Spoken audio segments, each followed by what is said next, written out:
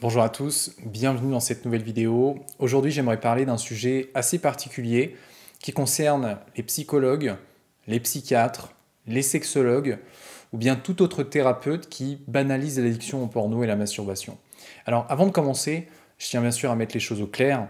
Cette vidéo, elle n'a pas pour but de dévaloriser ces professionnels. Okay, je suis convaincu qu'on a besoin de ces métiers-là et que la plupart de ces professionnels sont très qualifiés et très compétents dans ce qu'ils font et apportent une vraie expertise dans leurs spécialités respectives. Même dans mes accompagnements, parfois je suggère à certains de mes clients de faire appel à ce type de professionnel parce que je suis coach et je n'estime pas avoir les compétences pour les aider sur tous les aspects de leur vie. Okay, en revanche, il existe un problème qui circule dans ces corps de métier qu'il est important pour moi de souligner. Parce que si vous n'en êtes pas au courant, ça peut risquer de vous être défavorable. Ça l'a déjà été pour certains, comme on va le voir. Donc ça peut risquer de l'être pour vous et pour votre rétablissement de votre addiction au porno.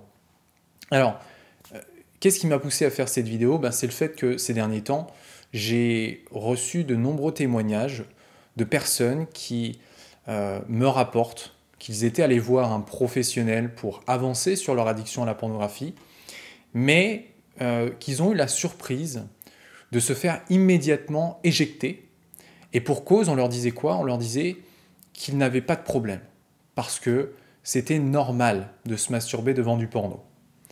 Ces derniers jours, même aussi ma femme, elle m'a montré l'extrait d'un reportage, où là j'étais bouche bée. Il y avait un homme, c'était l'extrait d'un reportage dont donc en fait il y avait certains invités, il y avait un addict à la pornographie, il y avait d'autres professionnels, il y avait un psychiatre aussi. Et donc il y avait un homme qui confiait qu'il se masturbait chaque jour devant du porno, alors qu'il était en couple.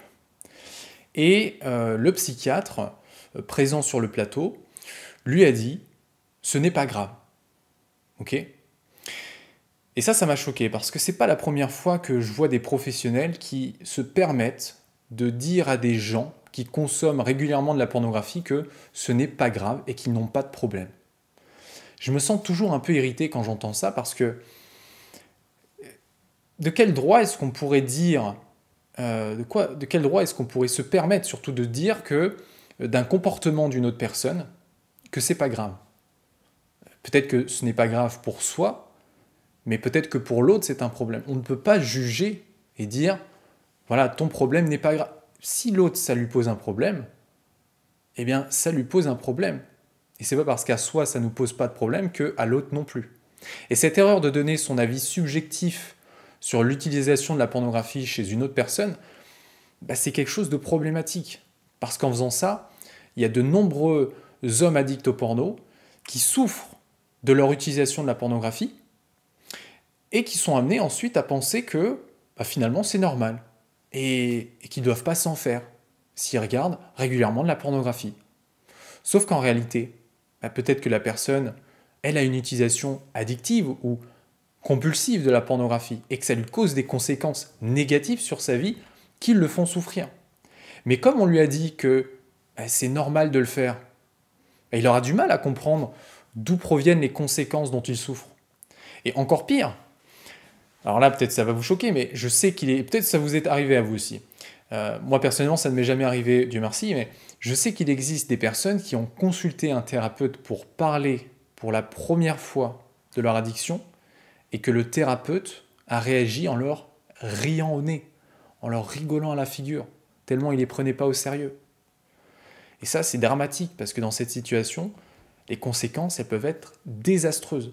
Parce que la personne qui consulte vient avec une lourdeur, un bagage de honte, de culpabilité, de mal-être, vient s'ouvrir et se montrer vulnérable dans un espace qu'elle croit sécurisé, avec une personne qu'elle pense bienveillante, c'est un professionnel, et pour finalement se prendre quoi?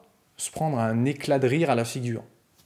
Vous imaginez, c'est très facile de comprendre que la personne, elle va ensuite se renfermer sur elle-même. et en souffrir pendant une bonne période. La banalisation de la pornographie, j'ai remarqué, voilà, c'est quelque chose qui est de plus en plus répandu. Et ce, malheureusement, même dans les corps médicaux. Et j'ai d'ailleurs noté trois raisons. Trois raisons qui expliquent que voilà, il y a certains professionnels qui banalisent la pornographie. La première raison, c'est parce qu'ils sont trop vieux pour avoir connu dans leur jeunesse la pornographie gratuite et en illimité. Et ça a pour conséquence que ça les empêche de comprendre et d'avoir conscience que on peut tomber dans l'addiction au porno et que ça peut être un problème. Okay. La deuxième raison, c'est parce que voilà, ils ont fait des études dans le passé, il y a longtemps, mais malheureusement, ils n'ont pas continué à se former et à se mettre au courant des nouvelles addictions qui se sont développées durant ces dernières années. Et comme en plus, l'addiction à la pornographie et à la masturbation, c'est quelque chose qui est encore peu connu en France, et encore peu validé aussi, bah, ça devient encore plus difficile pour eux de pouvoir être au courant. Okay. Et la troisième catégorie de personnes, c'est ceux qui consomment eux-mêmes de la pornographie, soit d'une façon qui ne leur pose pas de problème, soit d'une façon qui leur pose des problèmes, mais dont ils n'ont pas encore conscience, parce qu'ils pensent que c'est sain et c'est normal de se masturber devant du porno. Vous n'imaginez pas le nombre de thérapeutes ou de professionnels qui sont addicts à la pornographie, et même peuvent être addicts à plein d'autres choses en fait. C'est pas parce qu'on est thérapeute, sexologue, addictologue, psychologue, qu'on n'a aucun problème, même coach. On a tous des problèmes. Et c'est pas parce qu'on a cette image que ces professionnels-là sont là pour aider les gens que forcément, eux n'ont pas besoin d'être aidés aussi. Ok.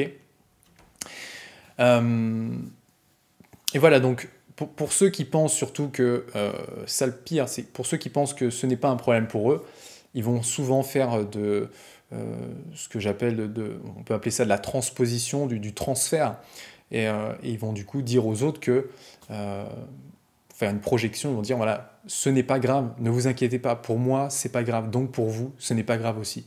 Donc ils font une erreur de projection de leurs propres croyances et de leur situation personnelle. Hein. À notre époque, il y a énormément de personnes qui regardent du porno, de plus en plus jeunes aussi. Et il est important de comprendre que aussi il y en a pour qui ça ne leur cause aucun problème. Ça existe. Il y en a pour qui ça leur cause des problèmes, mais ils n'en ont pas encore conscience. Et peut-être même qu'ils n'en auront jamais conscience. Donc à mon sens, il n'existe pas de normalité en ce qui concerne l'utilisation de la pornographie. Je pense plutôt qu'au lieu de se demander si c'est normal pour une personne de regarder du porno ou de se masturber, ce serait beaucoup plus pertinent de se demander est-ce que ça me pose un problème ? Tout simplement. Et donc finalement, tout ça m'amène à une recommandation pour vous. Si vous avez l'intention de consulter un professionnel pour travailler sur votre addiction au porno et à la masturbation, premièrement, bravo. C'est très important de demander de l'aide et ça va vraiment vous aider à passer un cap. Mais je vous invite quand même d'abord à lui demander s'il croit à l'addiction au porno et à la masturbation avant de vous engager dans un suivi. Parce que si vous ne le faites pas, soit il risque de ne pas vous prendre au sérieux et de vous faire payer une séance pour vous dire que vous n'avez pas de problème, alors que vous en avez probablement, soit de vous prendre en charge, mais si vous voulez, de vous faire travailler sur des choses, certes, qui vont peut-être vous aider, vous apporter des éclairages, mais vous apporteront pas beaucoup de résultats vis-à-vis de vos problèmes avec la pornographie. Voilà, donc j'espère que j'ai été clair par rapport à ce sujet. J'espère que ça vous aidera si un jour vous souhaitez demander de l'aide à un professionnel ou bien à un thérapeute. Alors avant de terminer, j'aimerais vous partager 3 façons d'aller plus loin que ces vidéos YouTube pour avancer dans votre libération de votre addiction au porno. La première façon, c'est de rejoindre la communauté GBP qui est le groupe Facebook privé et anonyme. J'insiste sur le anonyme, ça signifie que lorsque vous êtes dedans, personne ne peut savoir que vous y êtes, pas même vos amis ou toutes les autres personnes. Les seules personnes qui peuvent savoir que vous êtes dedans, c'est les membres et moi-même. Mais autant vous dire que je choisis sélectivement les personnes qui rentrent et que vous n'avez pas de soucis à vous faire. Toutes les personnes que j'ai sélectionnées sont à mon sens matures et sérieuses. Donc voilà, si vous voulez trouver du soutien, trouver de la motivation, trouver des stratégies pour arrêter le porno, vous pouvez rejoindre le groupe privé. Deuxième façon, c'est en vous inscrivant à mon programme de démarrage gratuit dans lequel je vous partage une partie de la méthode GBP. Vous aurez quelques exercices, quelques pistes déjà pour commencer à avancer de votre côté. Et la troisième façon, si votre problème est vraiment urgent, vous pouvez réserver directement et gratuitement un appel découverte avec moi-même pour que je puisse discuter avec vous, déjà un petit peu mieux vous connaître et vous guider vers ce qui me semblera, par rapport à votre profil, la solution la plus adaptée. Voilà, vous pourrez retrouver les liens dans la description de la vidéo. Et d'ailleurs, si la vidéo vous a plu, je vous remercie d'avance de la liker, la partager, me laisser un commentaire aussi pour me dire ce que vous en avez pensé. Si vous avez déjà eu aussi une expérience avec un thérapeute, une expérience négative comme celle-ci, ou positive, hein, pourquoi pas, ça m'intéresse, donc n'hésitez pas à poster un commentaire. Ça aide à faire évoluer la chaîne et à impacter encore plus de personnes. Donc merci d'avance pour votre contribution. Je vous envoie tout mon soutien et surtout, gardez le cap sur vos objectifs. À plus!